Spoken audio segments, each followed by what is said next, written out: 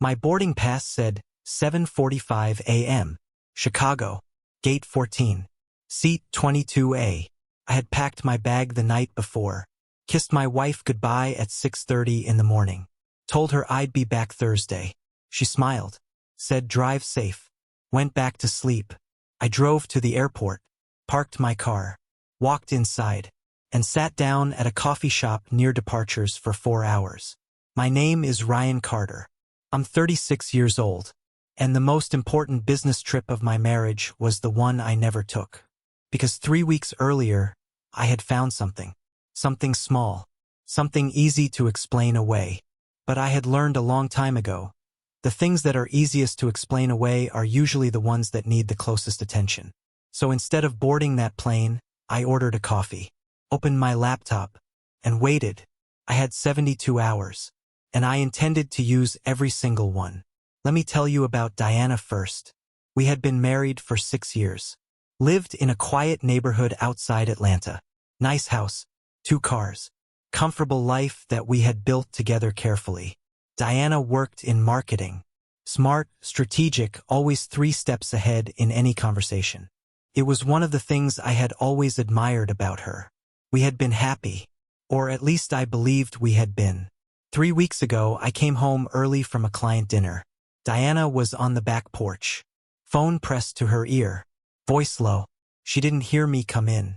No, he doesn't know, she said quietly. He won't be here. I'll handle it. She laughed softly at something the other person said. Then she heard the door and turned around. Her expression reset in less than 1 second. Babe, you're home early, she said warmly. I smiled. Said the dinner wrapped up fast. She kissed my cheek. Asked if I was hungry. I said no. And I said nothing else about what I had heard. But I remembered every word. Over the next 3 weeks, I watched carefully. Not obsessively. Not emotionally. Methodically. Small things first. Diana started going to bed later than usual. Phone always face down on the nightstand. Twice I noticed she cleared her recent calls before placing it on charge.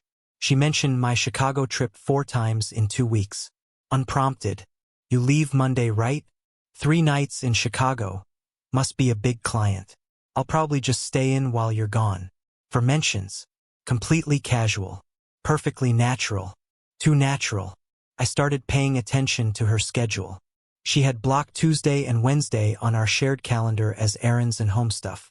Diana did not run errands on weekdays. She had groceries delivered and handled everything online.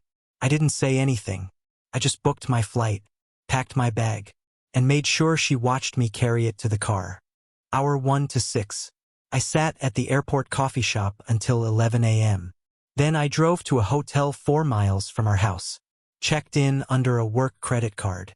Ordered room service. At 2 p.m. Diana's car left our driveway. I know because I had activated our car's built-in GPS tracker through the manufacturer app. Something I had full legal access to as joint owner of the vehicle. She drove 14 minutes. Stopped at an address I didn't recognize. Stayed 2 hours and 40 minutes. Drove home. I wrote down the address. Hour 7 to 24. That evening I drove past the address slowly. Modern apartment complex. Clean. Expensive for the area. I ran the address through a public property records search. Unit 4B. Registered to a man named Joel Marsh. I searched the name. Joel Marsh. 38 years old. Sales director at a tech firm downtown. I sat in my parked car for a long time. Then I drove back to my hotel. I didn't feel anger yet. I felt clarity. Hour 25 to 48. The next morning Diana texted me. Hope the meetings are going well. Miss you already. I replied. All good. Busy day ahead. At 11 a.m. her car moved again. Same address. Same apartment complex. This time I was parked 2 blocks away. I watched her walk inside. I had brought my camera. Long lens. The same one I used for wildlife photography on weekends. I documented everything. Timestamps. Location. Duration. For hours this time. When she left I followed at a safe distance.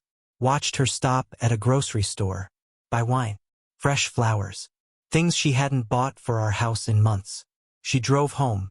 I drove back to the hotel, and I called my attorney. My attorney worked quickly. By Wednesday morning, I had everything I needed formally documented. GPS logs with timestamps, photographs, property records confirming the apartment. A full financial review of our joint accounts showing irregular cash withdrawals every week for 4 months. Small amounts, $200 here, $150 there. Groceries, gas, miscellaneous. Except our groceries were delivered, and her car was fully paid off. The cash had been going somewhere else. I asked my attorney one question. Is this enough? She looked at the file carefully. More than enough, she said. I nodded.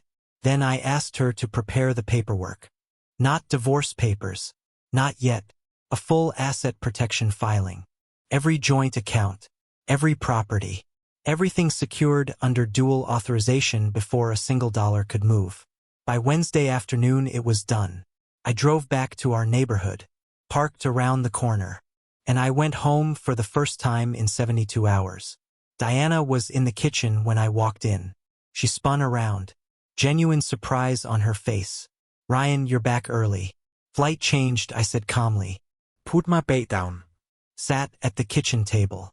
She recovered quickly, smiled, asked about Chicago. Cold, I said. How were your errands? A half-second pause. Fine. Normal stuff. I nodded slowly. Then I placed my phone on the table between us. GPS log open. Tuesday. Wednesday. Same address. Same times. She looked at the screen. Her smile didn't disappear immediately. That told me everything. Ryan. Unit 4B, I said quietly. Joel Marsh. 14 minutes from our house. Silence. I placed the second document on the table. Financial withdrawal summary. For months of cash. She sat down slowly. For a long moment neither of us spoke. Then she did something I hadn't expected. She didn't deny it. She just said, How long have you known? 3 weeks, I replied. Since the phone call on the back porch.